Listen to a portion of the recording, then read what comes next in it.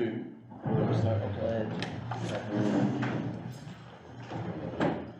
Pledge allegiance to the flag of the United States of America and to the republic for which it stands, one nation, under God, indivisible, with liberty and justice for all. Thank you.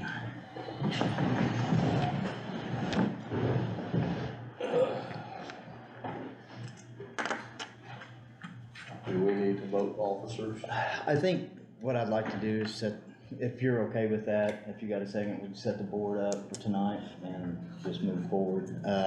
Everyone's present here tonight except for Mayor Graham. It could kind of be this way, people on vacation, illnesses, whatever, so we have enough for a quorum, so. First I had set up is setting up our board officers, so I guess the first I nominate you as chairman. is president of the board, so there's been a nomination by John Collins to for me to be president of the redevelopment. You gonna second it? I'll second. We need a second. Johnny White seconds that, and Brad. A call? Yeah, you agree? Yes, I agree. Yay or nay? Yeah, we're taking a vote? Yeah. Okay. So, unanimous, and I will need a recommendation for vice president of redevelopment.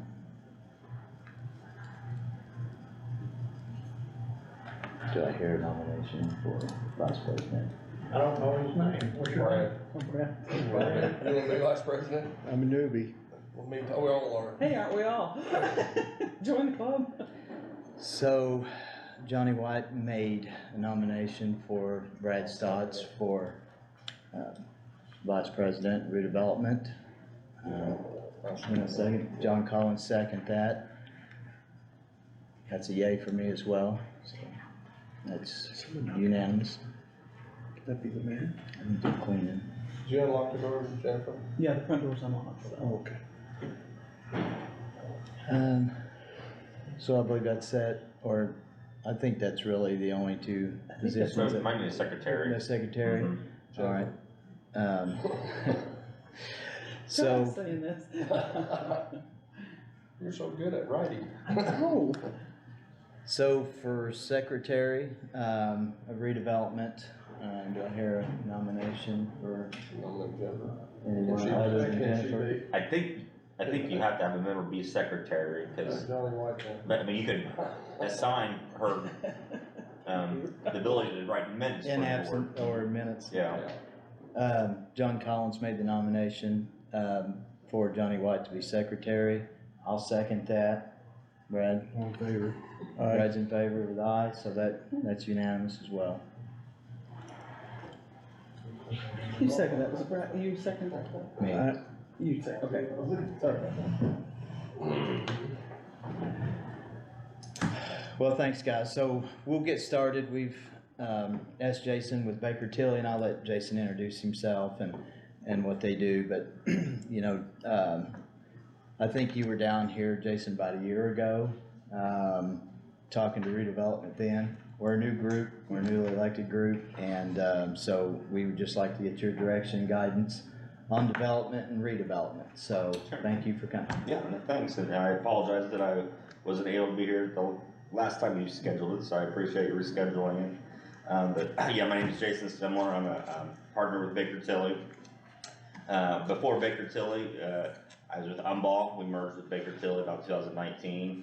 With Umball, we've been doing this for 60, 70 years.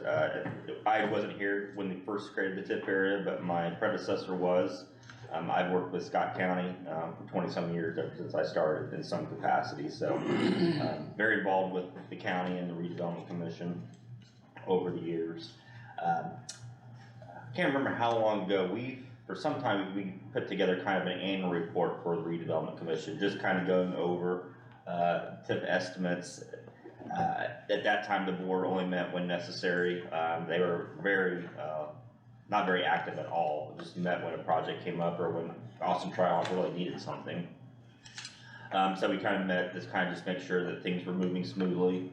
And then probably about 2010, the state required the Redevelopment Commission to meet each year to do an annual report and provide information to all overlapping taxing units. So we were kind of ahead of the game doing this report, but now it's a requirement. So I'll kind of go through the report with you. In the past, I've done two, kind of like a more detailed report and then kind of a PowerPoint presentation that summarized the detail. But I thought maybe for the first time we might go over this detail, since it's the first time for the group. I'll just hit the kind of the highlights. Okay. But I think it'll be more meaningful for you, because I think you'll be able to use this as a good resource going forward as questions come up. And then along the way, in a way, it's kind of good that we didn't meet last month, because as you know, the general session ended a few weeks ago, and with that, they're always tweaking to what TIF can do, can't do in the rules. So there have been some changes just in the last couple of weeks. So as we go through the report, I'll kind of hit those, because those will impact what you can and can't do with TIF and some of the reporting requirements. So I'll hit those as well.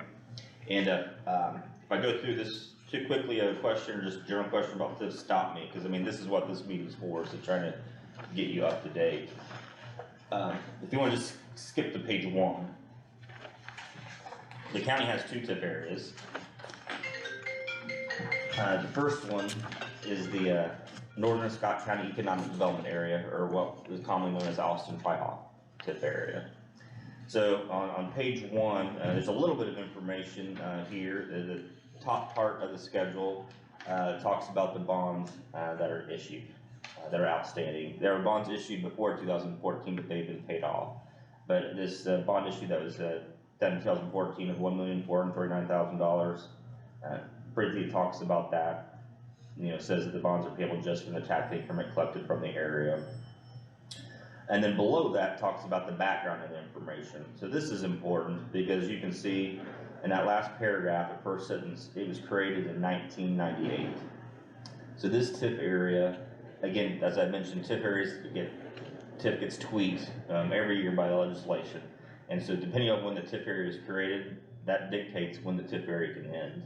When this TIF area was created, TIF areas only had a 30-year life. So if you can see the last sentence there, it will expire unless you decide to end the TIF area early. It will expire no later than February 11th, 2028. So that's a key date for you guys to remember. And that, after that date, it'll fall back to the city of Austin, right? And I'll go through that with you. All the assessed value that you're currently capturing that generates a tax increment, that will flow back to the tax base of all overlay taxing districts. So you'll no longer capture that assessed value, no longer collect tax increment off of it. Yeah. Now, one key date, as I mentioned, is February 11th, 2028. So that's when the TIF area ends. So there's a difference of opinion what that really means. And that, you know, 2028, it sounds like a long way away, but it's not really. So one question would be that you can't collect any TIF after 2028. And that's kind of how we've structured the bonds. So, you know, after 2028, even though you might have a spring settlement in June of 2028, you can't capture it because it's after that February 11th. Another interpretation is, you know, the assessment is January 1, 2028. So you could capture tax increment for January 1, 2028 for taxes payable in 2029. So you could have an extra year. So if that's something that we want to get your legal counsel or bond counsel opinion on, because that is subject to interpretation. So you could collect revenue in 2028 being your last year, or 2029.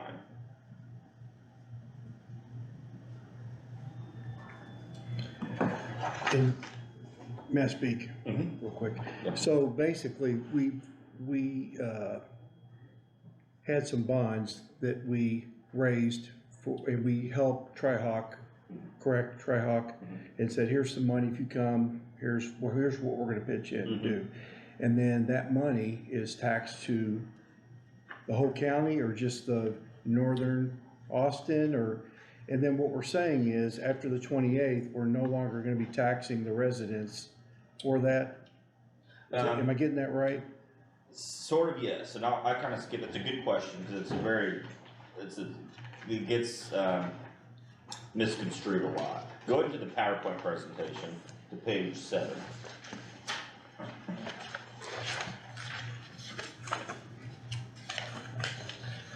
Well, actually, before I go to that, let's just go to page 3, make sure. Hey, if I'm jumping ahead, tell me. Oh, no, this is all good, because it relates to how we get to the details.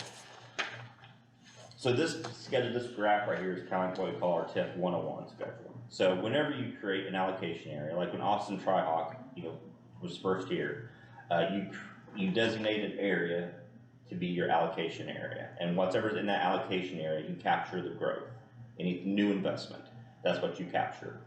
But all that assessed value that was there beforehand, that's what we call the base assessed value, so that's that blue. So, and more looks like also Tri-Hawk was just farmland.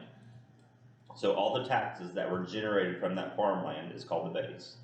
Those taxes continue to flow through to help fund the county's budget, the school's budget, the township. So we issued bonds, provided an incentive to Austin Tri-Hawk, they located here. So they built their facility, put in all their equipment. So that's all new assessed value to the county. So that's the green area, that's what you capture, all that new investment. So take the newest investment times the tax rate for, I think of the township.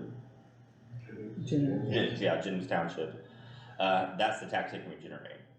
So in 2028, when the TIF area ends, all that new investment that you were capturing, now that's all gonna flow through to the tax base of the overlapping tax needs to help increase the tax base of the county, the school, and Jennings Township. So what that means, now if you turn to the page 7, so the top part of the schedule, this is 2023 tax rates, tax base, and levies. So, Jennings Township is made up of the county, the township, the library, and the solid waste district. So you add up all their different tax rates, you come up to $2.24. Now, the school, we can't capture the school referendum rate, so we have to back that out. So that's, over 20 cents. So that $2.03, that tax rate right there, you take that times the assessed value. So you see in the box underneath that, the $43,837,000, that's the assessed value that you're currently capturing from Austin Tri-Hawk, from the facility and equipment. So you take the $2 tax rate times the assessed value, and you come up with the gross increment less any circuit breaker. So that's the $890,000 that we're going to talk about later that you capture in tax increment. So if you look at the top, if you look at Scott County, you can see on the far right, estimated property tax levy of $5,226,000. That's the county's budget that's payable from property taxes. Now that's kind of dictated by the state, that they give you the maximum. Those who are on the council, you guys understand that there's a maximum levy that you can collect from property taxes. The state tells you what that is, and it increases a little bit each year, but the state tells you how much it increases. Doesn't matter if Honda comes in and builds a brand new $100 million facility, you can't increase your budget 1 penny. Doesn't mean if your budget increases 10 times, you can't increase your maximum levy by a penny. And so right now that's $5,226,000. Your tax base, or your assessed value, is $879 million. So that's all the assessed value in the county except what's in TIF areas. So farmland, buildings, equipment, homesteads, that's all mixed up, that $879 million. Although it's not in TIF areas. So like Austin Tri-Hawk's facility is not in there, because there are 43 millions in here that you captured. So this tells me that with your budget of $5,226,000, your tax base of $879 million, you need to levy a tax of 59 cents to be able to fund your budget. So my question is, after this goes out in 28, that 43 million pops up into the 879? Exactly. And So we'll if you add look at that. the bottom of the page, again, your budget doesn't change. It's still $5,226,000. But now if you look at the county's tax base, it's for 43 million more. It went from 879 million to 923 million. Okay. Right. So now if you look at the tax rate, it's only 56 cents instead of 59 cents. So your tax rate goes down almost 3 cents. Okay. So you would do that for all the different taxing units, the school, township, the library. Okay, Now, the county does see a little bit of additional revenue because the King Cap Development Fund, that second one, that's a rate-driven fund. The rate doesn't have to go down when your assessed value goes up. It can stay the same. So that's why you see an extra $7,900 in your King Cap Development Fund for the county. okay, But again, once the TIF area ends, your tax rate overall is gonna go down by about 30 cents, but you're no longer gonna collect that almost $900,000 in revenue. okay, So one of the misconceptions is people think that, okay, when the TIF area ends, that $900,000 that you're collecting as a redevelopment commission, that $900,000 now is gonna go to the county and the school and the township, and that's not the way it works. Because remember, you're capturing assessed value, so that assessed value gets passed through to reduce tax rates. So you can see here, no one really gets any new revenue, just reduces tax rates for everyone. Does that make sense? There's mud. Well, and this is the most complicated thing to understand, because like I said, people think when TIF area's in, that you're gonna get a windfall of money all of a sudden. But that's not how it works. It's just that assessed value no longer comes to you, it goes to the tax base to help reduce tax rates. so I'm an accountant, so in general, and I don't have that deep into fund accounting, but, so in general, we made a big borrow, we gave them the money, we take their taxes and we put it against our big borrow until the year stops, and then hopefully we've done our job right, and it's gonna equal 0 to 0. And now, when that money starts coming in after the big borrow's paid, it goes, all the people get it and Yeah. the rates go down. Right. Okay, Yeah, right now, the bonds that you have outstanding, Austin Trihawk bought their own bonds. So when they pay their taxes every 6 months, you get their taxes that they pay, and you pay it back to them in the form of a principal and interest payment, because they own the bonds. okay, okay, So that's kind of the incentive that we gave Austin Trihawk, is another way of looking at it is it's got like 100% abatement for 20 years. They pay their property taxes, but they get it back to them. yeah, So that's kind of how the bonding works for Austin Trihawk. right, And then once the bonds are paid off and the TIF area ends, they still pay their property taxes, but now it's gonna go to help fund the budget of the county and the township and the school. And the fact that they're now contributing to the overall budget means everyone else pays a little bit less. Because again, the city's budget or the county's budget doesn't change, school's budget doesn't change. It's just now, since their taxes are gonna help fund it, you pay less. and although we're getting employment and people, money pumped into our economy, the gamble is they're gonna be here when that time comes after the 28th. Right.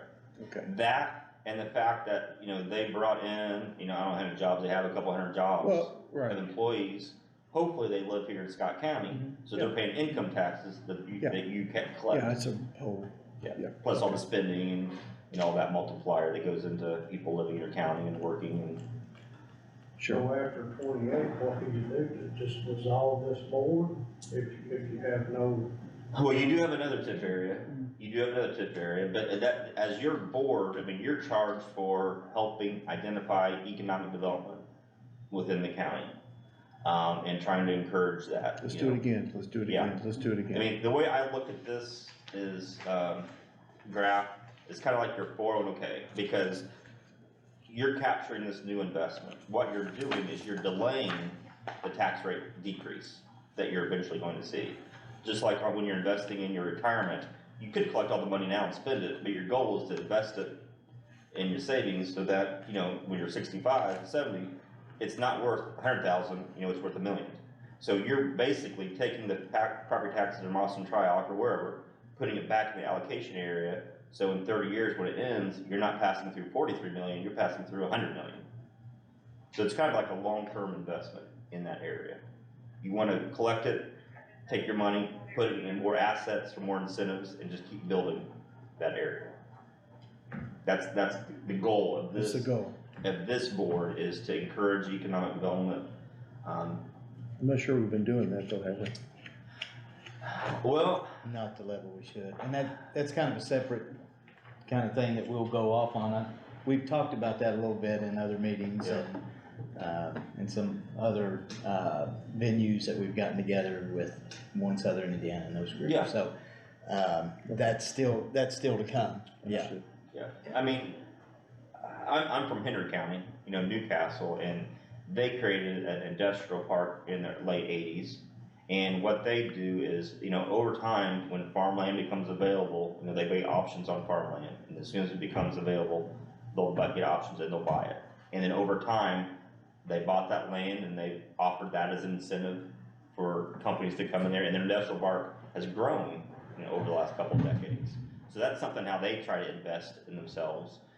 So like the surplus that you might have from Austin Tri-Hawk, you have a little bit of money built up. If there's other land that's out there that you think might be available, that could be marketable, for someone who's want to come in and locate in Austin Tri-Hawk close to the interstate, you might have some land that you can offer them. So that's something to think about. So that would be like the rest of the land up there around Austin Tri-Hawk, if we could bring.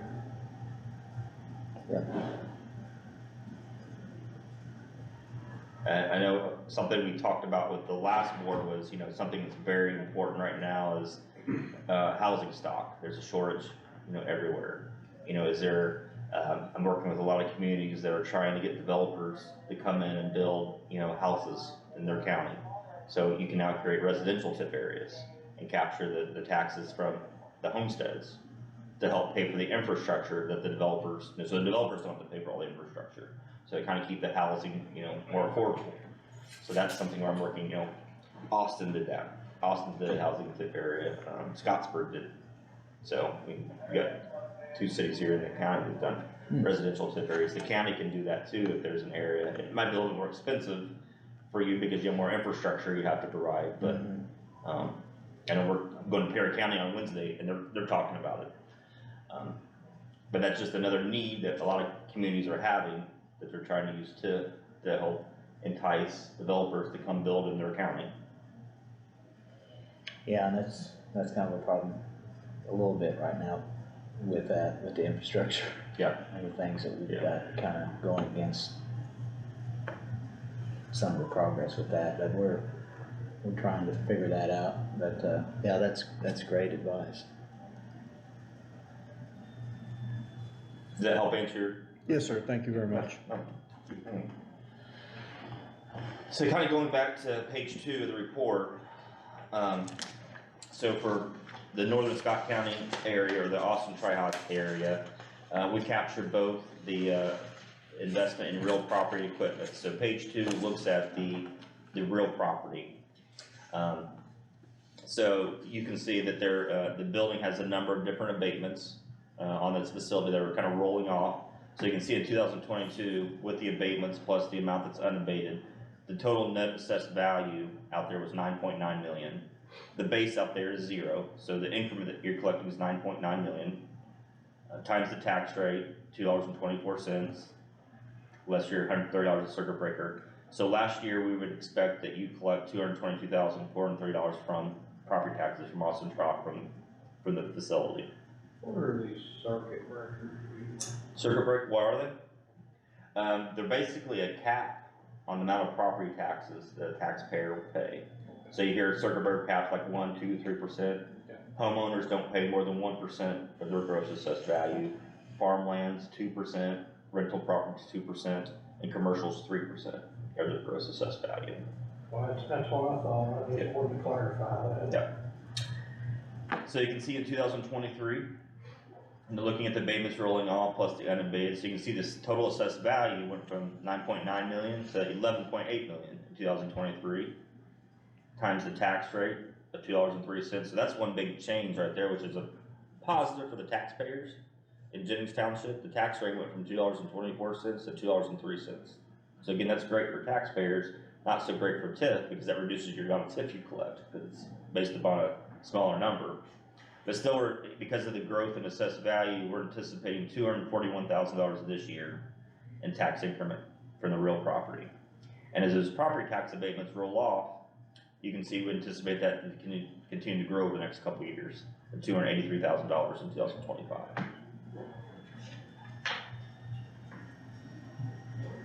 And then page 3 just continues that abatement. As those abatements continue, you can see after the abatements roll off, or the tip area ends, we're looking at that tip can grow to over $320,000.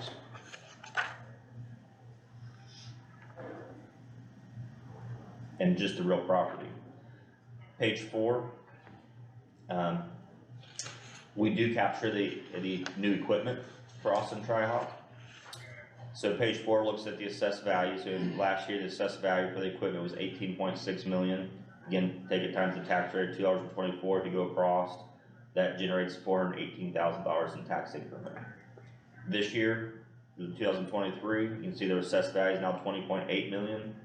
Times the $2.03 tax rate, we're anticipating about $424,000 in tax increment. And then as you can see, we're anticipating that to grow as their personal property investment increases as well. So where are you getting these numbers after 23? I mean, the 23 hasn't been reported yet, right? So- 23 has. Okay, And in 24, that's based upon prior 103 forms, because personal property 103 forms are confidential, so we aren't able to see those, but I have some from a couple years ago that we're able to get, so I kind of based it off that, and according to their most current investment. And those change, I mean, companies move equipment in and out every year, so those can change. well, you would expect them to, but I'm Yeah. just curious as to if you guys used a factor or, We used their most recent form that we had. okay. Yeah. All right.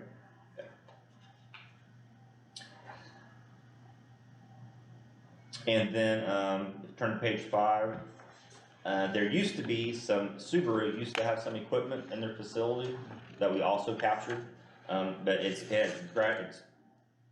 used to be like a couple $1 million a few years ago. As you can see, it's only $19,000 last year, and then 0 this year. It's only $430 from Subaru. Now, we're talking about equipment, we're not talking about raw materials or Right. anything like that, right? Just equipment. Okay. Yeah.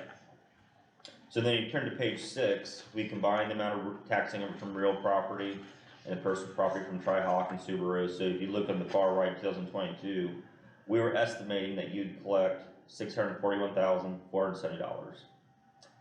And if you look at footnote number 4, you actually collected $641,000, over $641,000. So you collected almost exactly what we had estimated. So it tells me that Austin Tri-Hawk's paying their taxes and paying on time. Yeah. And then so for 2023, we had estimated that you'd collect $665,530. So you should collect about roughly half of that here next month in your spring settlement. Okay.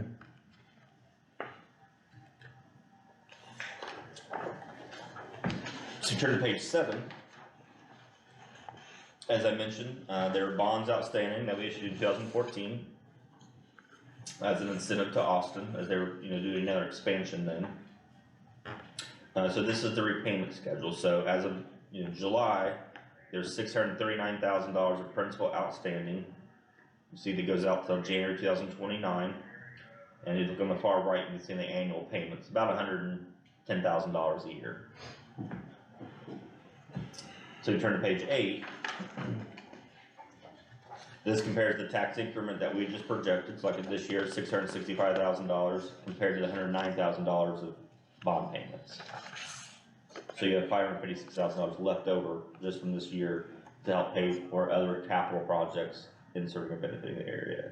Now these bonds are payable just from the tax increment from this area. Nothing else is secured from the county. There's no property tax backup or income tax or anything from general revenues.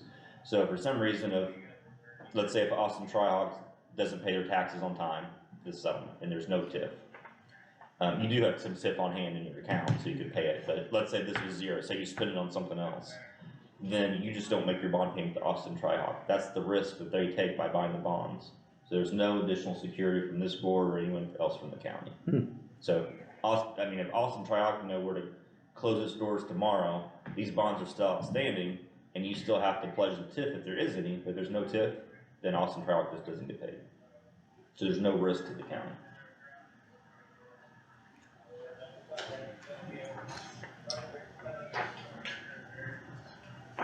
Page 9 is just the history of the tax increment, so you can kind of see how it has grown over the years. In 2012, we collected $311,000, and now we're over $600,000. So we've doubled our money in 10 years. That's all from Tri-Hawk. That's all from Austin Tri-Hawk. Yep. And what we would invest that money in would be things in that TIF district. It's for capital project. Well, before the legislation changed 2 weeks ago, I'd say you can only use TIF for capital projects in serving or benefiting the TIF area. So, you know, if, you know, the road, you know, that you can definitely use it for incentives for, you know, Austin Tri-Hawk to help them build their, maybe build an expansion or, you know, buy more equipment. You know, the road that goes into that area, that even though it may not be in the area, because the allocation area is pretty much just Austin Tri-Hawk's footprint. But the road benefits Austin Tri-Hawk, so if you needed to construct a new road, you could use TIF for that. You know, there's been talks about maybe buying land near Austin Tri-Hawk, the land that's available there, that kind of benefits Austin Tri-Hawk. It says inside or, you know, in serving or benefiting the TIF area. So if there is a community project, you know, outside of Austin Tri-Hawk's, you know, parcel, but you can make the argument that it benefits the company per se, you can use TIF for that.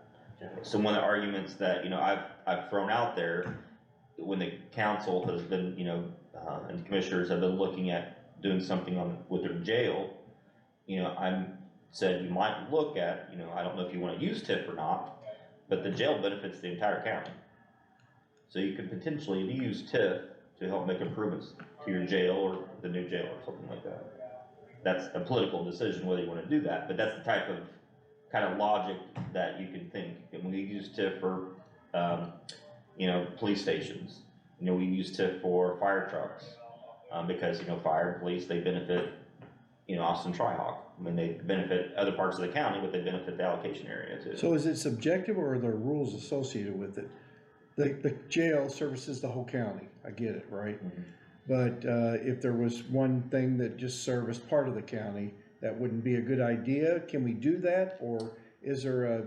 If it benefits Austin Tri-Hawk, you can do it. Okay, okay. Now, you know, I've had some cities, even some of our clients, and some of our clients, you know, like a city might use TIF to build a new pool.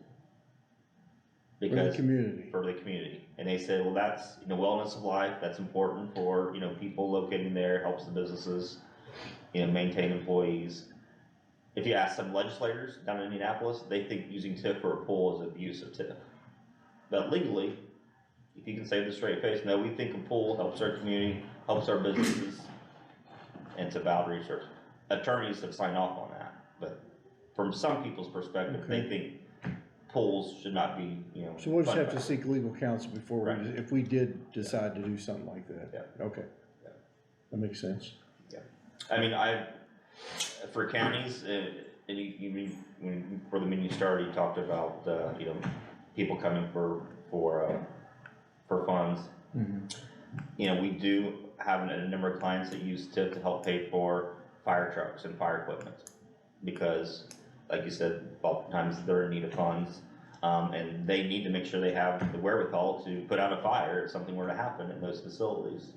So that's, again, that capital project is benefiting the allocation area. It's benefiting other parts of the county as well, but it's benefiting the allocation area. So that's we found to be a legal use of TIF. But it would be a fire department close to Austin Tri-Hawk. Yeah, you couldn't put it, you know, for a fire township that's on the south side of the county. That's what I was alluding to Yeah, earlier. yeah. So it's You gotta- have to, it has to benefit the area. You have to say with a so straight there's face. there's a common sense test and. Yeah. Okay. And that was 2 weeks ago. So after the legislation changed, now they broadened it to say that TIF can be used, because before I said capital projects. But legislation tweaked the law that says now you can use TIF to help fund operating costs related to fire and police. How about EMS? Yeah. Would that be considered fire? I'd have to, Where we provide medical coverage for the entire county.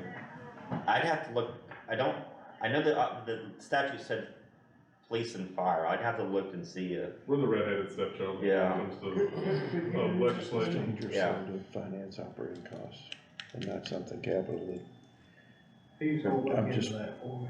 yeah, I'll I mean, yeah, cause it's been, I I know think EMS has that's been why there funded was by a TIF law, before. right? Right, and It's now all been they're capital opening work. that up, which can get sticky. So that's kind of a game changer because you couldn't use it for operating before. And that, from your perspective, that could be a good thing or bad thing because Well, yeah, it you're could- gonna have more people coming to you with their hands out yeah, wanting funds. yeah, just, I don't have no problem saying no if we need to.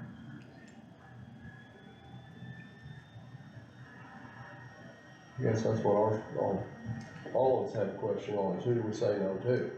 I mean, what are our stipulations? As to, Well, you're an appointed board by the council and commissioners, but it's ultimately your decision, but if you don't like what the council or commissioners, if they disagree with, they could always appoint someone else. I mean, is this supposed to be paid back? If we give it to somebody, is it paid back to us? Or is this just a gift? You could ask for it to be paid back, but it could be just a gift. And does it have to be, basically, if you do give it to somebody to, say the fairgrounds or something like that, say you give it for part of their fairgrounds or part of the fair, and you stipulate what it needs to be used for, and they show you the dollar amount that's been used for, so that you've got a record of that, is that a good thing or a bad thing, or? A couple things. One, again, whether it's capital or operating, it has to be in your original plans, like for the 4-H. If you make the argument that whatever project that they want to do benefits Austin Tri-Hawk, and that fits in your plan, which you can always amend your plan, then you could just, I would probably have them come before the board and say, hey, we have this project we want to fund. You could do it, okay, you pay for it and we'll reimburse you, or you could just pay for it yourself. You may have them send you the invoices, so they don't come with you with one project and you say yes, and you write them a check and they spend it on something else. I mean, Well, there's different ways you can have your due diligence. but also just, yeah, I'm thinking fast and furious while we're talking about all this stuff, that every dollar that we get and spend, we should understand what the benefit is, if there is no benefit, or if there is a benefit, or like in the corporate world, we did a return on investment analysis on every capital ask that somebody had. And if it didn't fit in the parameters, then we said, nope, I'm sorry. We're not gonna buy the deluxe ice cream machine for the break room. It's just not gonna help production, right? Yeah. Or maybe it does help production and we can quantify it, and then that's our job. Yeah, That's what yeah, we'll do. you're gonna have to look at case by case and evaluate whether it meets your. But isn't that your would most people do that though, most commissions, or Mhm. that's what they're doing, they're measuring to see, right, it just makes sense, we're gonna invest $10 million, what are we gonna get back? Right. How's that gonna? Right. We need to establish what the benefit and value for the county is. For our right? county is, yeah, Yeah. And the cause we're the industry. stewards of that money, Yeah. so, yeah. And then from your perspective, now that this is a new, new flexibility in what TIF can be used for, it's gonna be your decision, okay, do we wanna use TIF for operating costs? Or do we think TIF should be used for more capital, economic development incentive type projects? That's kind of for. Those are good questions, Mhm. yeah, okay. That's interesting, operating costs, so we can do that. For police and fire, and I'll check if EMS is included. Just for police and fire and maybe EMS? Yeah. Okay, usually we fall under the same umbrella as fire, if it's just a lump. Yeah. yeah, okay. So page 10, this is as of the end of the year, this is how much you had in your allocation fund, $1.7 million. That's something that we talked about, before, if you go back to page, I think, 7. These bonds, like I said, as of now, there's $639,000 of principal outstanding. It's a 1.5% interest rate. So if you were to pay off all these bonds right now, because you have enough money in the bank to pay them off, you'd save, less than $30,000 in interest by paying the bonds off now. I mean, that's $30,000 is, That'd be a little foolish, wouldn't it? Well, I mean, if you don't have any, if you're not using that 1.7 million for anything, you don't have anything planned for it, you might as well pay the bonds off. But again, 1.5% interest rate, you're not saving a whole lot. If you think you might have projects down the road, I would probably recommend keeping it there. The opportunity cost of having that capital available versus saving 30,000. Yeah, yeah. If for Over some reason you use that 1.7 million now to 6 pay these years. bonds off, and then had to borrow $600,000, you're not going to get 1.5%. We'll be in trouble. interest rate. Yeah, well, we'll be in trouble, but it'll be more expensive. Yeah. So it's a thought there. If you didn't have any projects, you might want to pay the bonds off. But if you think you're going to have some projects you want to fund, it probably makes sense to keep it and use it to fund those projects. Good point.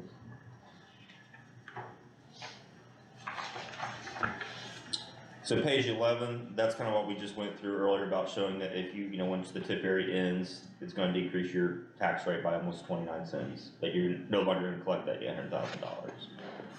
So I guess the other thing, I wanted to bring up, you got your $1.7 million in the bank right now. If you go back to page 8, that estimated tax income remaining, we're showing here, if nothing else changes, in 6 years, you're gonna have another $4 million. At the end of this year, you're gonna have an extra $566,000 remaining after you make your bond payment. Next year, have another $630,000. So that's, your balance is gonna continue to grow to be pretty healthy. So 5.8 at the end of 28, 5.8 million if we don't spend any money. Yeah. Okay.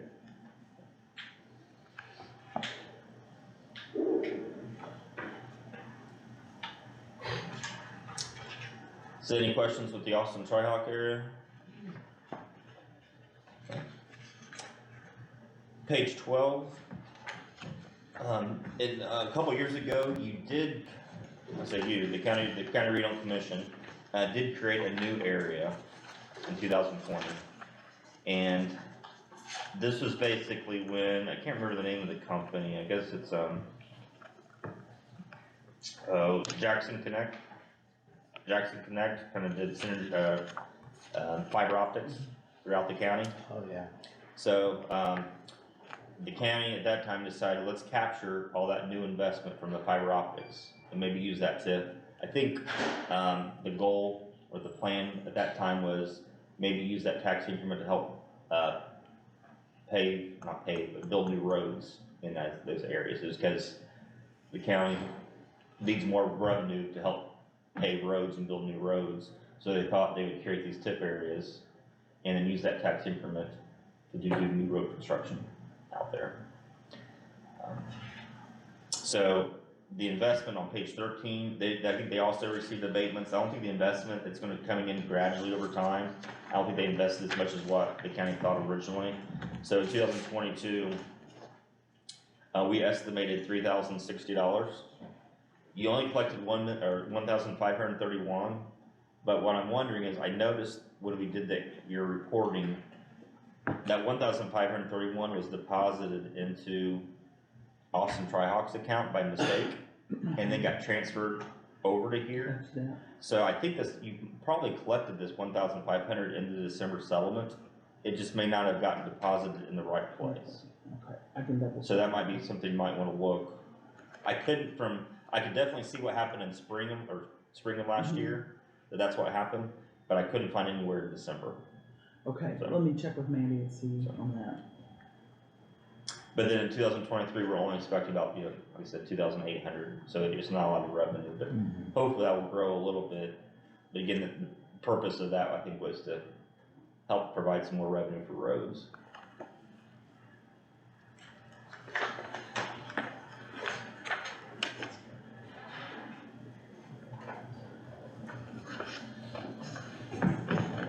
So the other reason that we have done this report and typically do this time of year is because another one of your direction as a redevelopment commission is, we talked about when tip areas end and assessed value passes through.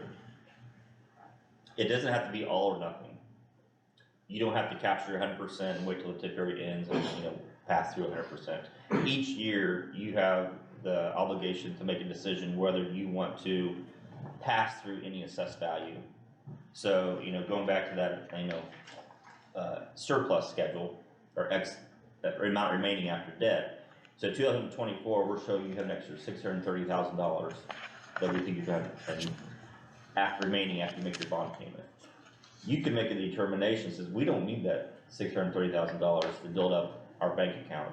We want to pass through some of that assessed value to the overlapping taxes to help reduce rates. It won't reduce it by 30 cents because we can't pass it through all because we need it for the bonds, but we could pass through $20 million of assessed value. It might reduce tax rates by half that, 23 cents. But then you're only going to have $300,000 remaining at the end of the year instead of $600. So, and that decision has to be made by June 15th of each year. And then a letter, which we've drafted, Jim, but this is what I had sent to you earlier, and I can show you, this is what it kinda looks like. I've drafted it so, assuming you don't have any excess, that you wanna capture all of it. We can change that to whatever you wanna be, but that is something that you do need to make a decision before June 15th, and send that letter out to the county auditor and all the overlapping tax units. So in the past, the board has kept 100% of it, one, to make the bond payments, and then also just because of the unknown, what might have happened that you might wanna fund. Once you give it away, it's super hard to get back. Yeah, what you don't wanna do is, Not that I'm not for the common man in Scott County by any means. well, and this is kinda going back to what your priorities and the county's priorities is, this is, $1 million in the bank, 600,000, that's real cash, you can do a lot with, if you have projects. If you have projects, this is a good way to fund it. If you don't have projects, then I say, then I recommend to pass it through, reduce the tax rates. But like before, when we talked about paying off the bonds early, If you do a pass-through lock-in, is that just for that 1 year? yeah, every year you get to make a decision. But what you don't wanna do is pass through $20 million this year, drop the tax rate 20 cents, and then next year capture it all, and your tax rate goes back up 20 cents. You don't want that, because you're gonna have some very unhappy taxpayers. You wanna try to keep it consistent. But like we were talking about with the bonds, and using your cash on hand to pay them off, what you don't wanna do is pass through assessed value, and then find out you have a project down the road, and you have to borrow more money for it, because it's gonna cost you more in the long run. Right, absolutely. So, you're gonna get your biggest bang for the buck by capturing the TIF, using that $500,000 or $600,000 for your project versus passing it through, reducing tax rates, and then have to borrow more money for that same project. If you have projects. Yeah, and that's, should be our goal, is to fund projects, right? So, continue to build. Right. And here's Jennifer has a copy of this, but here's all the overlapping tax units that letter needs to go to. Does this have to be in the minutes? We have to vote on this, be in the minutes for I would put in the minutes. officially? I would put it in the minutes that you Okay. decide to pass through nothing or pass through We're something. gonna have to vote this meeting then, guys, right? Okay, The date on that was, by, June 15th. yes, we'll have to vote on that Yeah. tonight. We can do another business later if you want. Whatever. Yeah. Would that have to be advertised? I don't, What's that? Does that have Johnny to was be asking about it being advertised, I No. don't think so. No. The other thing is, you're talking about this, another tweak to the legislation that's new this year, where we're trying to decide if it has to be done by December 31 or December 1 of this year or next year. But the state is requiring regional commissions now to put together a spending plan for the following year, kind of like a budget. But in the statute, it says you cannot deviate from that plan. So you cannot spend money unless it's in your plan, and you can't amend the plan.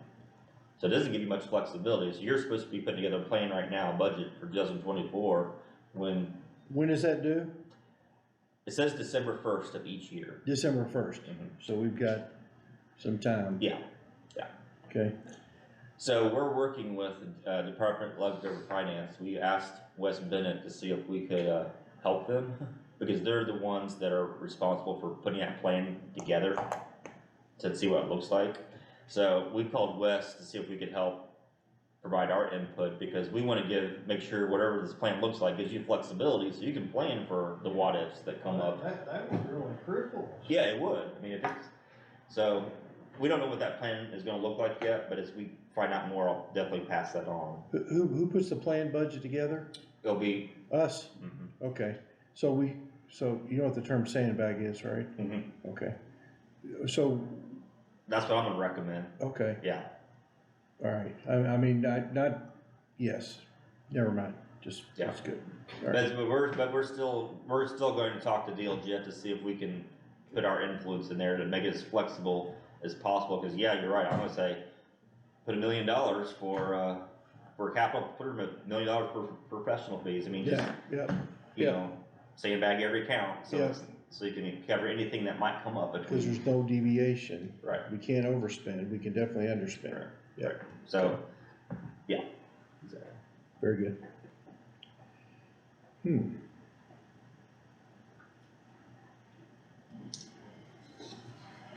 I know I've thrown a lot out at you, a lot of information and a lot of new information. Good probably, stuff, so- though. Very helpful. I had no idea. Very helpful. So there's no other, we have no other zones or developments or anything else besides what you've given us? Correct. Yeah, you just had the two tip areas. Okay. Let me ask, Jason, is that, so where should we be with that, with a county our size? I mean, we only have one, but compared to some other counties close to our size that you've seen in this thing. I don't know if size really matters. I think your location off the interstate, I would think you have some prime land that would be just right for development. But it hasn't happened yet, and I know, I worked with Robert Peacock for years when he was the economic development director for the city and the county, and I know he would send in bids for different projects and wouldn't get them, and I know I ran some preliminary numbers to try to, win some bids, and for whatever reason, Scott County was never chosen.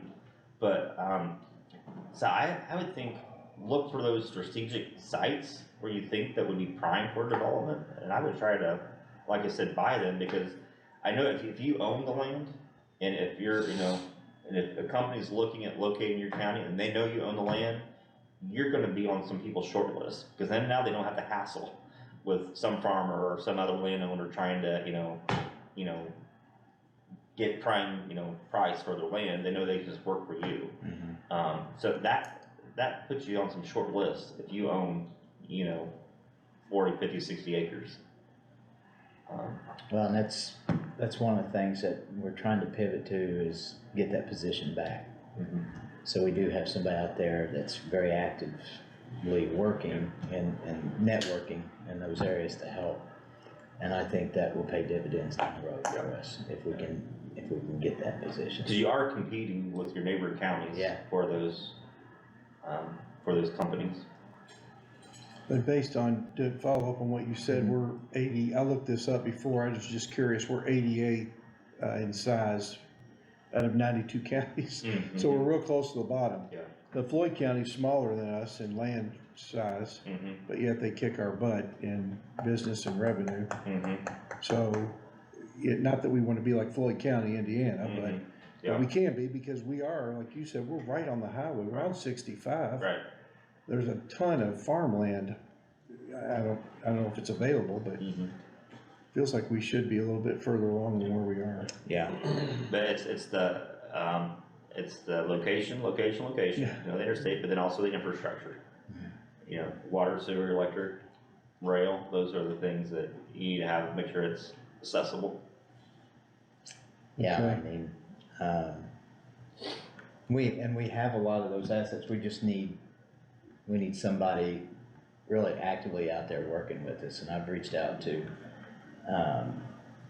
pitching an idea with some others to see how we can fund that position, work it, more effectively that benefits everyone, so, hopefully, we can do that and, continue to grow and compete, so. Were there any kind of networking meetings or general meetings of counties that get together on some kind of basis that, or the different councils or redevelopment commissions get together and? Not so much redevelopment commissions, but Radius has, it's probably a little bit further south than here, but it's not that much further south. I know that every year, because one of my colleagues usually speaks at it, that talks about economic development and kind of what's the hot Is that a topics. conference, a Radius? Radius is like an engineering kind of engineering. I'll give you information, send you information about it. Okay. Okay. Do you have any, do you mind if I ask that quick? Do you have any general things that just kind of smack you in the face when you come in here and talk to us and you're like, gosh, why don't these guys do this, or why are they doing that, or what? Anything off the top of your head? What put you on the spot? What I kind of said is, and I tell them, not just, you guys this, but everyone is, if land comes up for sale, that you think that's gonna be prime for maybe some company we might locate because it's right close to interstate, I'd buy it. Because like I said, land is king. Like I said, if you own land, that can be on the top of the list. But should we be doing like an industrial park concept? Yeah.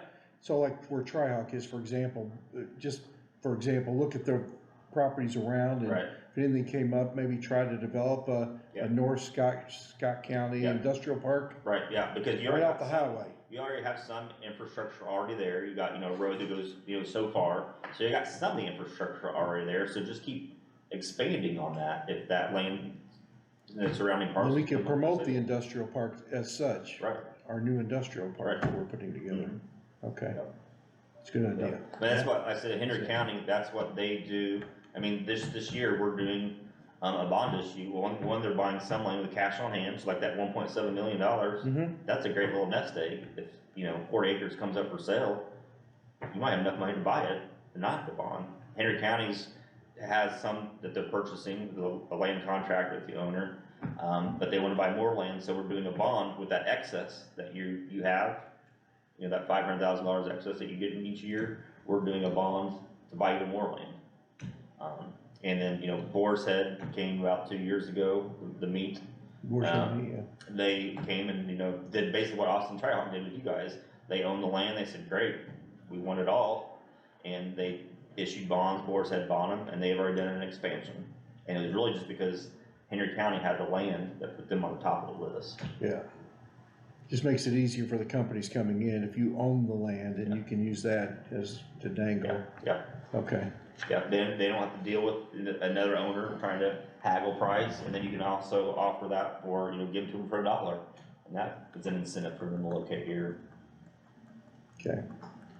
What about, are you familiar with any programs that the state would have, or incentives or grants or anything that could help with some of this stuff?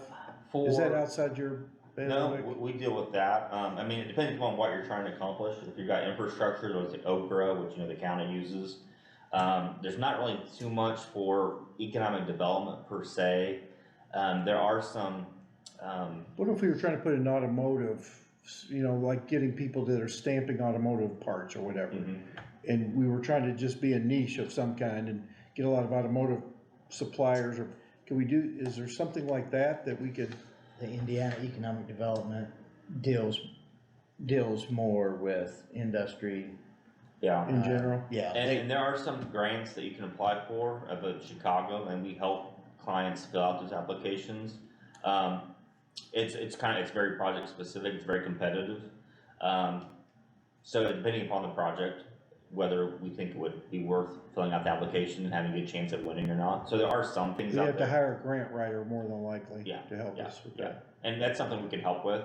There are some grant writers here locally too, in your bond Okay. that could help. Okay, We use River Hills Yeah. quite often, Yeah. so we can do that, yeah.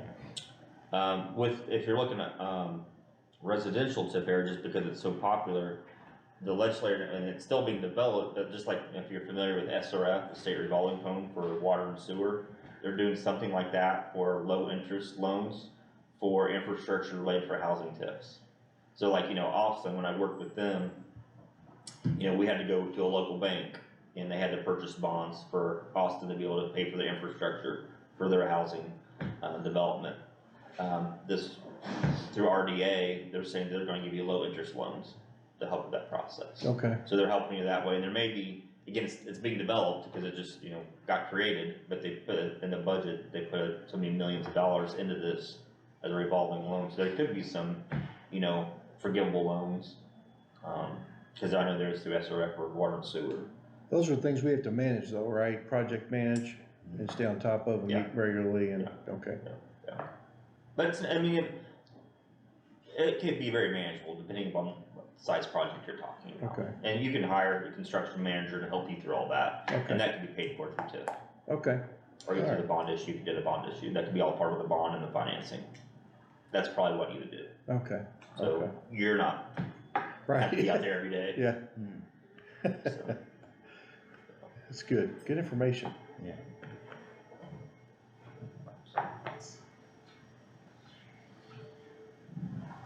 Yeah, My head's swollen. John? Jason, do you have a business card? Yeah. You got anything going? This is your Nope. health card. Yeah. Thank you. I'm sure there's mud over there. That's exactly, that's what it needs. And Jeremy knows how to get ahold of me, so. I was gonna say, I know she has your Yeah. number, so. We email. Yeah, that's fantastic. Like I say, I can't thank you enough for coming Yeah, down. I'm enlightened. Yeah, I mean, I do this same presentation for about, I probably do it for 40 of my clients every year, 40, 45. So, I mean, this is what I do every day. And these kind of conversations usually spur the type of conversations we're having here. Every one of us are new. Yeah. The only one that was original was Bill Grant, and he's not here. How often are we gonna try to get these meetings going? well, that's a good question, and I was thinking, you know, about every quarter, or is that too often, or a couple times a year? What do you usually see? It depends how active you are. I mean, Right. if you don't have a reason to meet, there's no reason to meet. But Well, it could be monthly, yeah, I mean, if we have a I'd bunch of like to stuff in get the to that hopper. way. yeah. I'd like for us to I get would there. let's try to set these up monthly, at least for the first little while, to And initiate try and to get trying some to of do. these Yeah. ideas on the ground. Yeah, that's fine. We can set a meeting sometime next month. I It's, think it's that'd be- probably a really good idea, because I know, you know, Nick, for instance, is, got some Confident, needs, yeah. and I know you said you'd check on EMS stuff Mhm. for us as well, Yep. so does that, It'd be for capital outlay. Yeah, if it's capital outlay, I know that's legal. I mean, that's under the old That's laws. Capital outlay is all it is. okay, You could use TIF for that as long as it's benefiting the TIF area. You can say that equipment's benefiting. well, you know, then that's the thing, EMS, and that does benefit not only that TIP district, but Yep. everybody, but, If we know that that'll go, can we go ahead and vote it on it tonight for him? I wouldn't see why not. I move that we, I'd like to. Hang on. Before we do that, should we have a budget or know what we're talking, like dollar wise? Yeah, well, Or I'll is let that not a Nick question? present what his needs Okay. are here shortly, so. Okay. Before we adjourn. He already presented. Oh, all this okay, stuff I at the last apologize, I'm meeting. new, yeah, yeah, you're fine. okay, Well, and we never really gave, it'd be good It was for very Nick to, brief, okay, so I can go through everything again. um, I don't, yeah, okay. but, I didn't plan Yeah, I on that, but I'll be more than I happy just to. bring this up. I brought my invoice. I knew you guys did it on a regular basis. Yeah. So you don't have to approve that tonight if you don't want to, but. This isn't free? Wait a minute. the other thing that I had a note to talk to you about, Jason, real quick, was about, you know, we've talked, a little bit when we first got together, in our meeting, a few weeks back about, retaining legal counsel for this board. Would it be your opinion that we certainly do that, or should we, most questions, could we reach out to you, and if you felt like it was somewhere in that gray area where legal, thing about this, I know we have, a commissioner for the commissioners, we have legal, and the council has legal, retained, so, and they're busy, but I think if it's a one question kind of thing, we could go to one of our Yeah. folks that we currently have, Yeah. on contract, so, or would you recommend we have somebody dedicated to this board? Again, we're not, at this time, I don't feel like that we have a whole lot that is Right. going. I didn't know maybe if, through your recommendation, if we could reach out to you in certain cases, and then if you felt like you may need to get some legal advice, then Yeah. maybe we do it that way. Yeah, I mean, you can. Oh, no, I'm just thinking, guys, out loud. Oh, you're fine. Well, you can always, email me the questions, and I'm not gonna, I don't charge for every time I pick up the phone, every time I reply to an email, so I don't want you to not ask me questions, because you think I'm gonna charge you every time, because I'm not. But if it's a legal question that I don't feel qualified to answer, and I definitely won't give legal advice, and I'll tell you, I've checked with your attorneys. But if it's something that I can answer, or I can, research pretty quickly, I'm more than happy to do that. Okay, if that answered your question or not. Yeah, but- and I'm sure our folks would probably for an extra answer a question too, so, you know. A lot of the questions that we're gonna have, at least right now, is gonna be stuff you know off the top of your head, most likely. Yeah. And we're sitting there beating our heads against the wall trying to figure out the answer. And like I say, if it's a gray area, if it's a legal interpretation, like, when I talked about when the TIF area ends, there's, that's a legal question, I'll tell you, I'd defer to your local council, and if, I know, local council has some preference on what, more of the bigger law firms who they might like to work with, who they feel comfortable working with, I'd defer to them, 'cause we work with all the law firms in Indianapolis or wherever, so. But some law firms are fluent in this or specialize in more like this versus. Yeah. Not all corporate law firms are. So they'll probably, I know your local attorneys are too, and I feel comfortable, if they felt unsure, they would probably recommend, this is out of my specialty, we might need to get outside help as well. Mhm. And we do use, or have used certain people that that even, like Zach, for instance, has, kind of reached out to. Like the bow. If it's not in his realm of expertise, we've looked at other ways. Yeah. And we've got those types of folks too, so. Okay, so that, we're just trying to get an idea how to move Heather forward. said she'd always be more than happy to help us, and she's pretty well versed, in this type of stuff, so. What's Heather's last name? Peters. Peters, Heather Peters, yeah. yeah, Archibald Peters. So we have a lot of resources, I guess, but I agree with Johnny, I think for now, really, I think for the most part, most of our Right, questions yeah. are directly Yeah. related to you, Yeah. and not so much legal Right, yeah. at this time, so. But if you start getting to wanting to create new TIF areas or amend your plan to do other projects, I would recommend we get, and even your local council could probably amend your plans, but I would definitely recommend they help you with that. Okay, As far as the legal documents. yeah, absolutely, sure, yeah. And one thing, Jim, that invoice, that not only covers putting together the report and this, but you may or may not know, each year, you have to file information on gateways due April 15th. So I've always helped you, and we did that again this year. Yes. One thing I wanted you to be aware of, they also changed the law where not only do we have to file that by April 15th, but next year we'll have to present that to the council. So, Great. yeah, so I mean, it's not that big of a deal, but maybe it is, but it's something, another step that we didn't have to do before, we could just file it, but next year we're gonna actually present it. Wonderful. So one more thing to put on your to-do list. Yeah, and so, anybody out there watching, Jason did hand us an invoice for $9,800, for Baker and Tilly, for their services, which, from a county standpoint, we use Baker and Tilly. I know our auditor uses you guys, and we have a contract set up with Baker Tilly, so, I'm just gonna pass that invoice down to Get that Jennifer. from me, so. Do we need to vote on that? I think that probably will, go to council at some Council, point, so. I'm sure we vote to pay it. Yeah, well, exactly. So, but, if everybody's fine with that, we'll send that to council and recommend them to pay that. Very good. So, I don't guess I have anything else. I think I've answered all my Everything questions. you need from my office for the,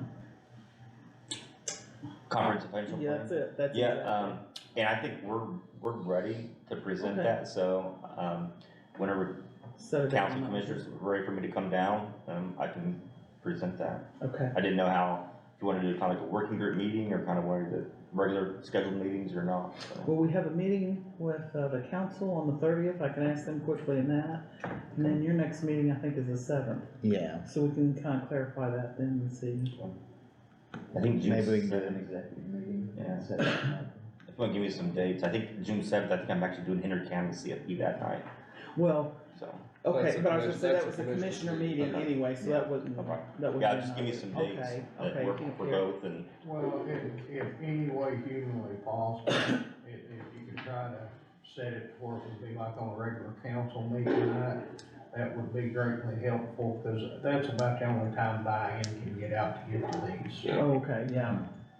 You know, she's got to take off from work to be able to.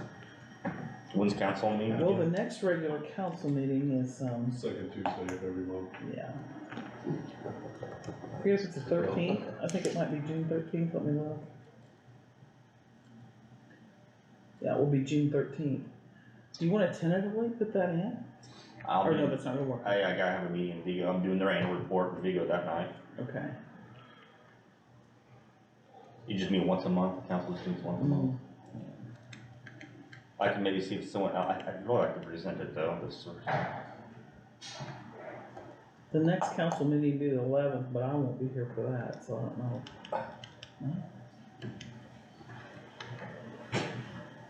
You get to take minutes for that one. Record. That's true.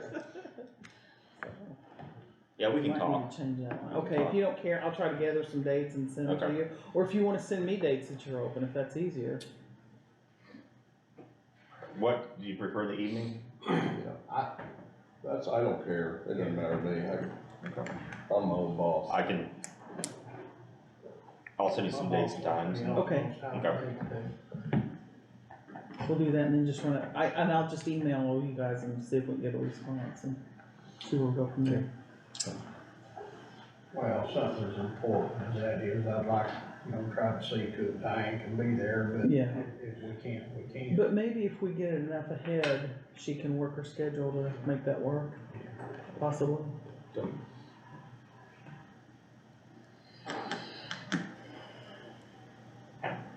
Okay, You done with him, so you can go back to Andy? thank you, Jason. Thank you, Jason, very much for your Be information. careful going by. So, while you're here, I'm gonna, talk about this real quick in case there's another question on it. So, we will date this for today, and this is, again, the northern Scott County allocation area for central Scott County allocation area. Dear Scott County Auditor, Scott County Council, and all overlapping taxing units. In accordance with IC 36-7-14-39B 4B, the Act, in parentheses, the Scott County Redevelopment Commission, the Commission, is hereby notifying you of the following determination that it is made concerning its tax allocation area for 2023 taxes payable 2024. The Commission has determined that there is no excess assessed value that may be allocated to the overlapping taxing units in the manner prescribed in subdivision 1 of the Act. So I guess that I'm gonna ask for a motion to approve this and, for me to sign it, so. I move that we accept the, motion as read. Second time. Jimmer, I think I sent you that in Word, so if you want to put on the county's letterhead, Yes. then sign that one and date it. So all in favor? Yeah. Alright, I'll make that unanimous and sign that then. Craig, if you give me a few minutes after the meeting, I'll print that off on letterhead and it needs to be on the commissioner letterhead, be best. Mhm. Either one's on. What day is today? 22nd. Yes, 5/22.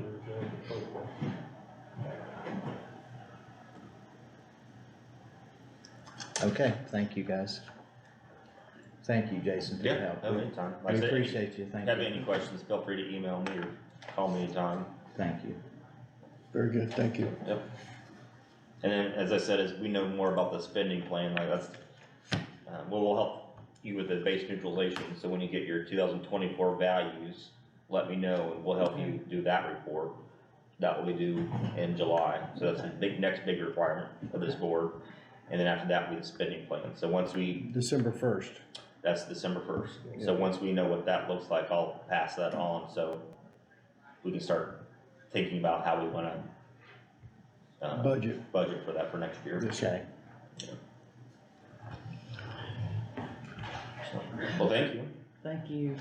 Thank you. Have a safe Thanks, trip back. be safe driving back. Yeah, thanks. We appreciate it. Thanks, sir. Thank you. Thanks. It's nice meeting you. Yeah, you too. Thank you, Jason. We'll see you. I appreciate your help on everything. Yeah, no problem.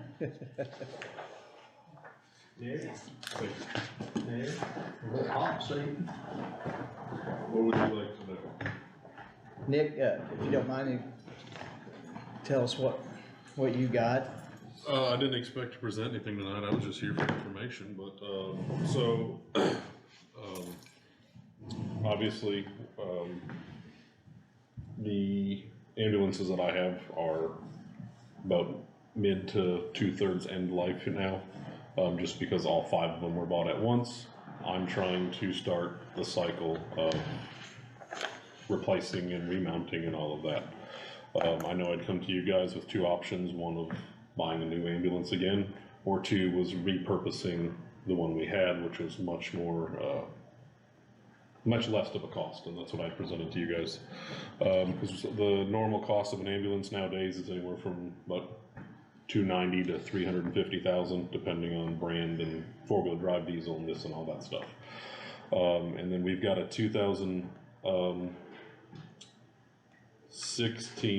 14 or 16, I don't know offhand, it's one of the 2, I think it's a 16. Chevrolet van diesel. The power plant on it is decent. It's had a replacement motor and transmission on it. The unfortunate aspect is the box is from 2007 and everything's out of spec, so we can't use it as a frontline truck. So what I proposed to you guys was requesting some money to send that off to get everything overhauled on it, bring it to life to frontline truck. So instead of spending $350,000, I'm spending $180,000. And this would be that truck's last outfit you could. Yeah, it can, after this, it cannot receive any more. It can't do anything else after this. After this, it becomes a dirt bike hauler or, you know, whatever. It's not that it's getting a remount, but once the panels and everything are broke, that's considered a remount. So this is it. It can't, even if that's my only option, it cannot be done because the remount processes can only be done so many times before they no longer allow them to be remounted. What's the dollar figure on what you're talking about? So there's been a little change just because I initially came in here with trying to get refurbished striker stretcher and power load system. They've unfortunately sold out of those, so the only option I have is new. So that raises the request from like 156 to 176 because there's about a $20,000 difference between new and used. But so And that extends the life, pardon me, can I ask a question? How does that extend the life of that unit? Well, So, if you don't mind, ambulances now usually I'll get anywhere from 2 to 3 solid years out of, and then they'll go into a reserve truck status where we use them when we need them, but like they're to the point. primary. Correct. You This have 5 total? I have 6 total right now, 6 total. including this one that is strictly a reserve. That I can't use it as a rotation to kind of like relieve trucks of miles, so that way we're not killing 2 and then they're, you know, I gotta replace motors and transmissions at $20,000. Problem is, and I know that people have an issue with the count of ambulances that I have versus how many we run full time. But like today's a perfect example. I've got one truck, that's my 2019 Chevrolet, that is officially out of commission due to a back-ordered brake caliper. Ours broke, can't get it, so that truck, even though it's fairly new, I cannot use it because I can't get a part. And then my 2022 truck has a wheel bearing out. Also, that part is on a nationwide back order. So I've got 2 of my primary trucks that I will not be able to run for, could be tomorrow, could be December. I don't know. And that's why people ask why we have so many trucks. It's because of things like this. It's not that we're not taking care of it. Parts fail. Brake calipers we've got nothing to do with. But Nick, 3 of us are fairly familiar Yep. with your And that's why. situation. So I run 3 ambulances full time. I have 6 total now, 5 fully rotatable with 1 reserve. But right now I'm down 2, so I have my front line plus my reserve right now. So there's different options with. I can these either, I can request for a new truck or I can request to, How much was that new truck, Nick? the brand new, Brand new? 300, the one that's left is 346,000 and change, so 347. And that lasts us how long? 3 years. 3 years. Yeah, and the way that I break it down, when you were talking about ROI before, I'm looking at anywhere between 100 to 115,000 ROI per year. So if you take that 350, divide it by 3, I'm spending about 115,000 a year for the ambulance, if you will. Okay. Looking at this remount ROI, I'll probably only get another 2 years out of it if I'm lucky, just until I start replacing the power plant. But when you're spending half the price, my ROI at that point is 80,000 a year instead of 115,000 a year. Now, the one caveat with that is, do I get 2 or do I get 1? Do I get 3 or do I get 2? It's a used power plant that's been around since 2014 or 16. So again, it is a diesel motor. It's the Chevrolet 6.6s. They're strong motors, but when they fail, they fail, and there's no repairing it. It's a replacement. So again, we try to take care. I know as long as I've been here, and I was here prior before being director, I had a 2-year hiatus. I know we try to take care of the stuff the best we can, but you know, stuff does happen. But I mean, for now, we had to use it today because we had an influx of runs. We had it out there rolling today. It's limited on the runs that it can go to because of the equipment that it has. If you were to get a new truck, what would we do with that older truck? Just keep it parked in the back lot?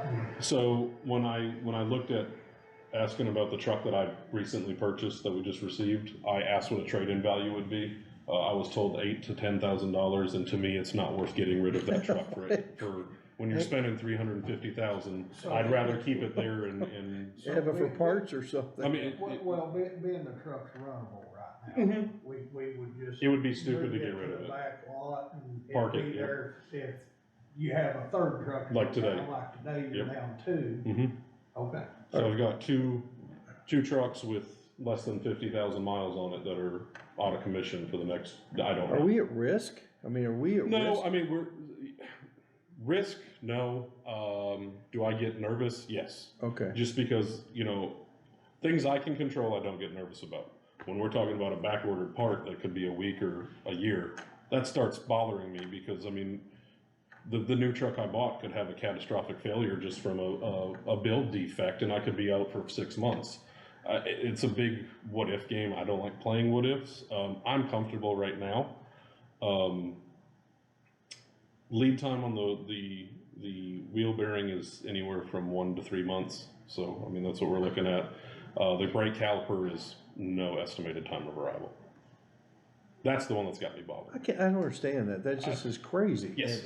We're running into this stuff most every day. I run a little garage up in Austin. And Stuff that 2 years ago was stock parts, right now we're waiting sometimes 3 Well, or 4 I can't get tie rod ends for my personal truck right Well, now. everybody's dropped their inventory over the past 2 years. And Overhead's sold unreal out to and- carry in. They Yeah, didn't have anybody working to make them. that's exactly But, right. so, I guess, you know, and this would be my only hesitation. So for me to upfit this one truck, I'm gonna be down 4 to 5 months without it. It gets shipped off. They have it for a while. Doing that leaves me no reserve until one's fixed. That's the only downfall. Can we rent one in the meantime to cover you? We can't lease There's- anything? I- There's no leasable ambulances out there? Okay. Do you, Because, you know, each ambulance service is different, each protocol is different. We've got mountable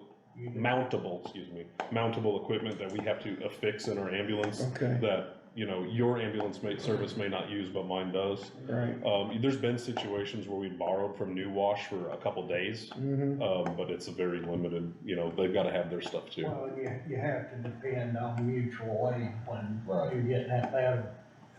And whether anybody likes to hear it or not, Scott County EMS is the premier EMS service in southern Indiana. No question about that. Nick, tell Brad about the 2 things that you have to buy new, so he understands that, the list. Okay, so, all of our fleet is equipped with Stryker power load. As much as I have an issue with Stryker, it's where we're at, it's the hand we were dealt.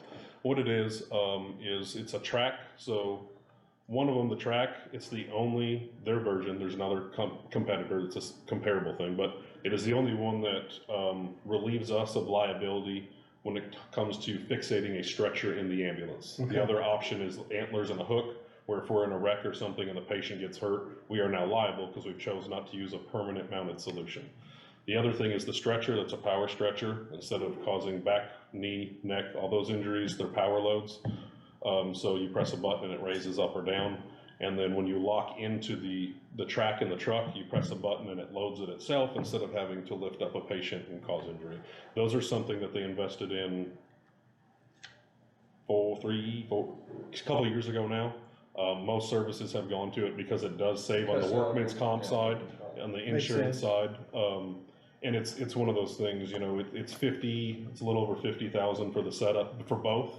But one workman's comp claim for a back injury is significantly more than that. So, you know, that's just kind of how that's their selling spiel, but it's true, unfortunately. But that would be the one thing I was looking at buying them refurbished, buying a refurbished track and a refurbished stretcher. Not saying none will come available, but again, it's like everything else. One could come available tomorrow. And you're gonna put them in which ambulances? The one that, Doesn't have- every truck has one right now, Okay. except for this 2014. Gotcha, okay. If I was to upfit that truck, meaning what they do is they take it, sand, because there's rust and corrosion, I mean, it's an old truck, sand it down, repaint it, redo the inside, upgrade the lighting, redo the air conditioning unit, the COVID filters, lights, all of that stuff to get it up to spec now. Okay. Because each year, you know, NHSTA, the KKK standards, all of that stuff come into play of what's minimum, what's recommended, what's a requirement, and we're kind of, you know, the truck doesn't have air that works right now. So all of those things that, you know, I can't expect somebody to run out of it in the middle of July with no air. That's not good for a patient nor my crew. Right. So there's just things like that. Okay. So the upfit cost, we're looking at anywhere between 176 and 180,000 now, just because of the raise from what we were at. And then obviously a new truck, we're looking around 300 and shooting high 340, and that's shooting high. I forget, Nick, how many miles are on that? 127,000 on the 14. And again, that's That's diesel. about the range you start having engine problems with them too. So, Hey, just a quick question. Sir. Do you have like a preventative maintenance, a contract with anybody that looks at your vehicles once a quarter or every other month or monthly or what? so all of our trucks go in locally for oil changes. We do it on a 2-month plan. It never makes it that long. They're in there about monthly, and every time it goes in for an oil change, they get front and rear end inspections. So you just pick somebody and you just go do it? We use the same vendor. Okay. We use Scott County Tire. Yeah. That's our main Yeah, vendor. that's fine. And if it's something we can't get in for them, we take it to TC. We work equally. Is there with anything them. beyond the oil change that you do though? Do you have them look, They do a whole front end, like suspension, brake, tire inspection. Okay. I've got a guy that, he's not our maintenance guy, we don't have that position, but he's someone that I say, hey, you know, every month, see where the miles are at on the trucks, tell me what the tread depth is on the Okay, trucks, and we all right. kind of, we monitor it in-house to the best of our ability. Is it perfect? Absolutely not. Do we try to just kind of read like, hey, this is coming due on oil, we've put 10,000 more miles on this truck than this one needs a brake? Absolutely, we do try to do that. But you know, when we bring it to either one of those vendors, we'll tell them, hey, it needs brakes, look over the whole front end, ball joints, tie rod ends, all that stuff while it's there. yeah, I'm just asking because I don't know. Yeah, and the problem is, getting people to service ambulances beyond your routine tire changes and oil changes is very difficult. To lift the truck, most places don't have a 20-foot bay because you gotta think the box is 12 feet tall. And, you know, most people don't know how to work on a modulated vehicle. So there's a lot of extra wiring and radiator hosing and tubing and cooling and all that stuff that some people just be like, if it's not something that I can see and take off myself from here, I don't want anything. So because of that, do you think that we run through more repair and maintenance or critical issues because we don't have that available to us? Or we're just at risk? I think anytime you modulate anything, you're at a greater risk than if you didn't. Just because we buy these as chassis, and that chassis could turn into an ambulance. It could turn into a service utility vehicle for the highway department. It could turn into a plumbing vehicle. It can turn into anything. So you're dependent on these secondary dealers that build these things to make sure everything's intertwined together. Okay. I think once you start doing that, you're at a higher risk than if I just went and bought a brand new truck off the lot and said, I could use this. I just think the nature of our vehicles, just like police vehicles, very rarely do we get to sit there and allow time for them to warm up and, you know, do everything properly. That's just not the business that we're in. Yeah. That doesn't help, you know, so I feel like this, obviously it's me speaking, so I might be a little biased. I feel like we do a decent job trying to read the room as far as our vehicles go. Does stuff get missed? I'm sure it does. Absolutely. And please don't take that No, question. no. Scott County Tire does a really, really good job of That's what they good. do. Well, And I've got a good relationship with Greg and Curtis there that I can say, hey, this is the second set of tires I put on the front end of this. I need you to figure out where this problem's coming from because it's ball joint tie rod or something. Right.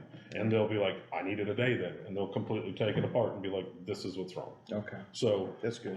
you know, does it happen all the time? No, sir. I'm not gonna lie to you. But we do try to stay on top of it, but you know, I don't have anyone that I can dedicate to say, watch the maintenance on this fleet. Sure. right, it's a checklist, right? I Yeah. mean, I know years ago at the state, I was no mechanic, but you know, the equipment we were using, we'd go through, you know, if it checked certain things that Yep. was within Yep. our element of, understanding, then, you know, we Yeah, took we it do out, truck you know, checks every so- morning that, do the tires look good? Well, you know, to someone who does zero with vehicles besides driving to and from work and around, there's a tire there, that looks good to them. And then you could take someone, you know, they'd be like, no, Here's it's the cut, tread. it's chewed, Yeah. it's the toe's in, it's towed out, the Yeah. camber's bad, and you know, Have you So- ever had one with steel cords hanging out? Yeah. sure have. You know what that means? Well, that- New tire. Replacement, right? Recap. No. So- But there's things like that, you know, we can't run recap tires. We can't plug tires. So that's just one of those costs that comes with us that Sure. we, you know, it's a $25 fix for, you know, your Jeep. It's a $300, $400 fix for my ambulance just because we can't plug tires. So, Well, I think one of the things, I think where you were going with that is just weighing it out, right? Yeah. and I mean, the reason is I'm not trying to be greedy. I'm trying to work with what I got. I know that a lot of money has been dumped into EMS in the last 3 years, and I completely respect that.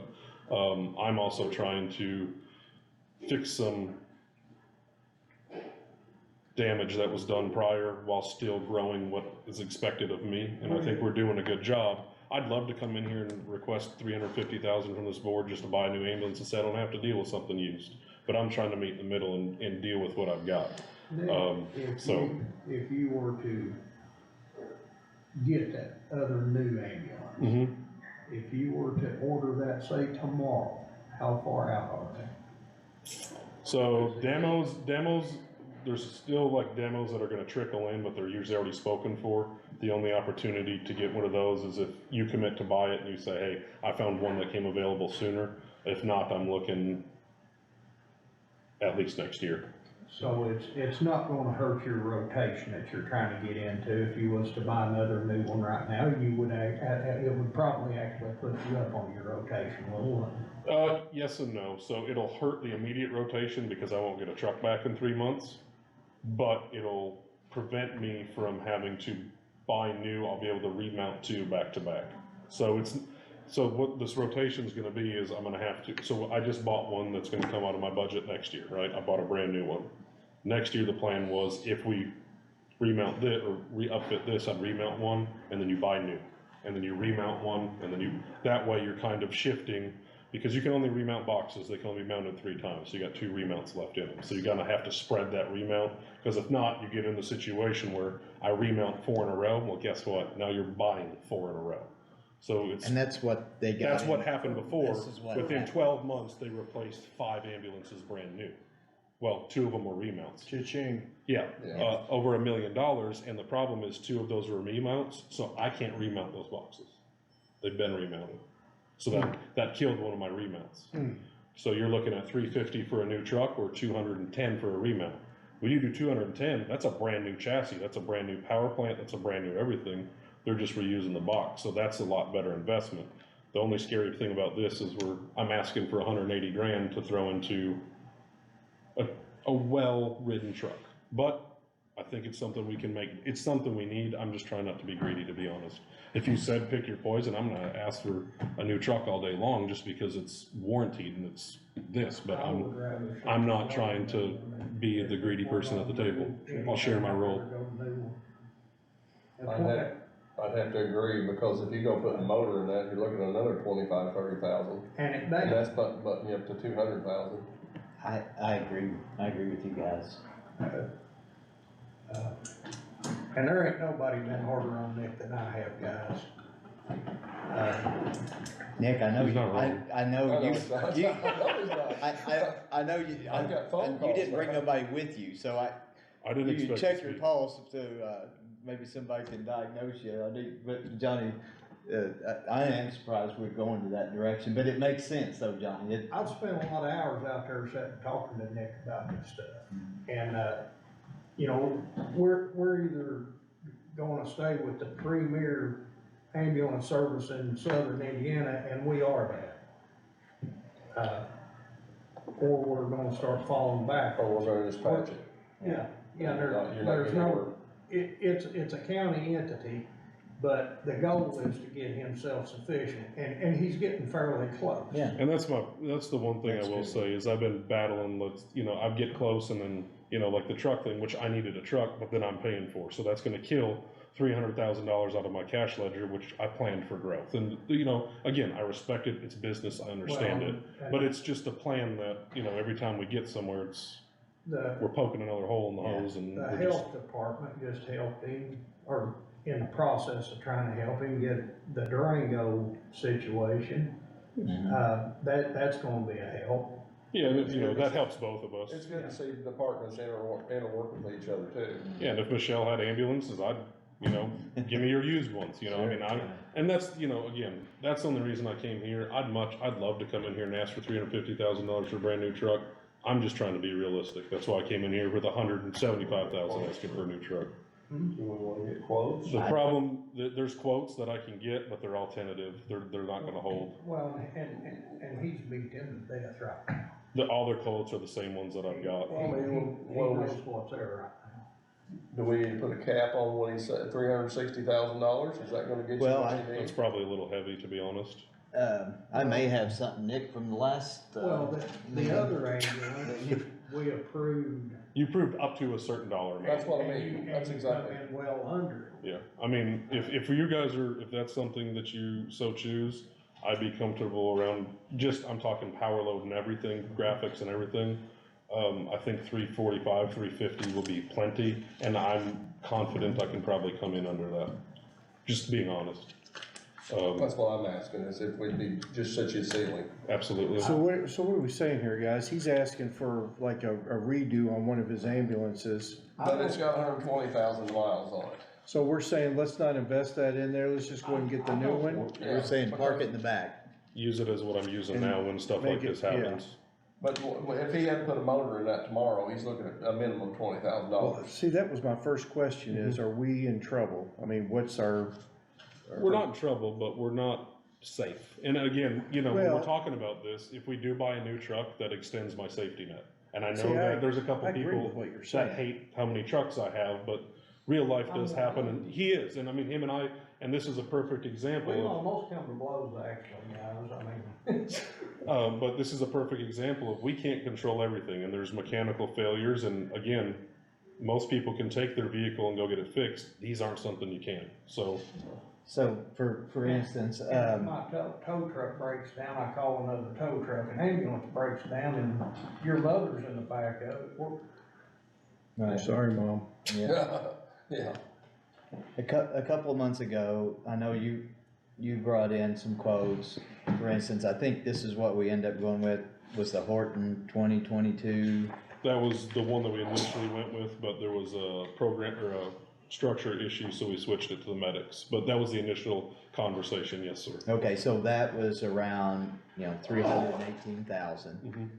Plus the power load and all that stuff. Yes, and then that's what, Close to 50,000 or Yeah, whatever that is. 52 or 54,000 now. okay, Yeah, cause this is what I initially tried to do to save some money, it's a package for 30,000, but they're out of them right now, so again, they kinda get them when ambulances wreck and they're still safe, or whatever the case might be, Well, so. if something was to happen and tomorrow you was to say, start specing this thing or whatever, and one of them come available. I could still do it. you'd go with it.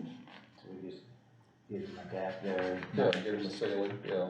Not to But you're exceed. saying 325,000, 45, 345,000? 350 would be safe. I mean, So we'd say, not to exceed. Am I allowed to ask this question, but can I see not right this second, but do you have a ledger of your vehicles? Like a roster of your vehicles and show, Yeah, actually. the age of This your- might be a little bit old, but it's close, right? yeah. that's, Without the new one on there. Oh, okay, yeah. And so what, I just, So- as a new guy, Oh, you're fine, you're I really like the fact that, are you okay with time? oh, absolutely. I like the fact that you have a strategy where you're doing new refurb, new refurb, new refurb. And I ask about the PM thing because a good preventive maintenance can help us extend the life of all these vehicles, right? Even if we have to go out and find somebody that just does ambulances and they take it for a week. Right. But they do something that's gonna help us and we make sure every vehicle's, the thing that you're doing right now is great, that's what you're doing, but. I'm sure there's other abilities out there, it's just the Well, cost of. you have a plan and you've got two things that you're doing, so, But, as you can see on that list, there's 2020s on there that are already approaching 100,000 miles. They're 2 years old, and that's why I say when you start talking about length on these, it depends on how busy we are. yeah. We go down to half the runs next year, we'll extend to 4 years. We speed Yeah. back up, and so I try to be as honest as I can, but I don't want to mislead anybody. So the life of one of these things is 150,000 On gas, give or take, that's stretching on a it. gas engine, on Diesel, we're getting 200, 200. give or take. So you've got 36, 76, 78, 67, 123. And that's 2-3 months old. Yeah, that's a few. So you're gonna months add old. another 15 to At least 20,000 2 months minimum to old. all of those. Okay. And the one that we're gonna buy, if you bought a brand new one, would replace which one of these? This one? Actually, 14? The 14 or 16 that's on it's the there. 2016, Yeah. this Chevy here. So would that be, That would sit and look pretty in the back part. Cause he said all they're gonna give him is $8,000. And I'd rather not. might be a part, Yeah, part exactly. vehicle. I'd rather drive it till it blows up because. Right. Yeah. Well, if he Okay. just keeps it back there and he Yeah. has a couple. Nick, I apologize No, for you having to I repeat would- this, but no, it's no. good, just good I'd much information. rather you be informed and Yeah, not, make a decision out of angst and just be. sure, absolutely. No? Well, I move that we, We have a I'll motion? beat this to death, guys, and this is the best alternative, I'm telling you. I move that we allocate the money for Nick, maximum of $350,000 for an ambulance. John makes a motion for I'd new say ambulance, 350,000, not to Not to exceed. exceed. not to exceed 350 Yeah. and save us all we can. Is it been second? Yes, I second it. Okay, all in favor? Aye. I'll make it unanimous. But now 4-0 vote. we do this though, guys, we do this and now we say go. And so it's a year before you get an ambulance. If I spec it, yes, there could be a demo that comes available tomorrow, and being honest, if a demo comes available tomorrow that fits what we need, I'm taking it. Okay, all I right. mean, But in the meantime, in Right. 1 year, what are we gonna do if we get in the worse shape than we're in right now? same thing we're doing now. That's all you Get some can. Band-Aids and just start putting them, okay. Zip ties and duct tape. Yeah, I mean, just. zip ties and duct tape. It's better, it's Okay. what I'm working with if I don't get anything, to be Right, honest. right. It's something we're prepared to do. It's not And, great. and our but demand for ambulances in this county is 2 full all the time, 3 full all the time, Yes, sir. 3 full. I have ran 5 trucks all day today, if that tells you anything. Okay, all right. Well, and So you're doing that. Good, and just turn the invoice into you at this point, if I find something. Monday's okay with you guys What do continue you staying call on them? The ones you just added, the Durangos. Response vehicles, Yeah, that special program. community paramedicine. There you go. We're one of the few places in southern Indiana that's doing that. And, Nick can explain that, I believe that's a heck of a program for us. So it's grant funded. We're actually partnered with another entity that they received the grant. they chose to partner with us instead of build their own grant because it would have exceeded the grant money they had. But what it is it's some of the less acute runs or the habitual runs or the chronic runs we go on. Instead of tying up an ambulance and stuff, or even if an ambulance is available, we'll send an ambulance and a community paramedic out there to where if it's something that can be rectified at home or follow up from a discharge from a hospital just to make sure And that. that type of ambulance, we do it. Correct. Yeah, good. And even with the hospital discharges or doctors that reach out and say, hey, I've got Mr. Collins here that's non-compliant diabetic and non-compliant COPD patient still smoking, can you check up on him 2 days a week? And that's what we do and check their vitals and all that stuff. So It's awesome, it's actually. more of a PM for people, if you will. Yeah, that helps us with our vehicles. Yep. And I don't think anybody else around this entire area. does. Clarksville applied for it, but other than that, I'm not aware of one. Okay. See, that's pretty amazing. So, For Let's the just- 88th smallest county in the state. 88 out of 92. So All right. Good luck, go find something and. I appreciate you guys. Thank you very Thanks, much. Nick. Yep. Thank you. Thank you, sir. And thanks for all that redundant information you had to regurgitate. He's heard it probably 100 times over because I've Okay. been hounding since I October. learn so. something new all the time. Yeah. And you had no idea you were coming here to this. I didn't. I'm gonna go click my heels and slap myself. Well, that's what I was saying, it's probably. No take backs. It's only. It would have been better if you had somebody with you to check you out. I don't know what you're talking about. We never approved that. Yeah, I just woke up from my dream. Thank you, gentlemen. Thank you. Thanks, Nick. Have a good evening. Guys, I've looked ahead, I was kinda picking June 26th, it's on a Monday, if you guys are good with just continuing on Monday nights, does that work? Sure, June 26th. I'm flexible, I'm just throwing that date out to you all. Fine with me. Yeah. Yeah. That's 5 far out. Sorry.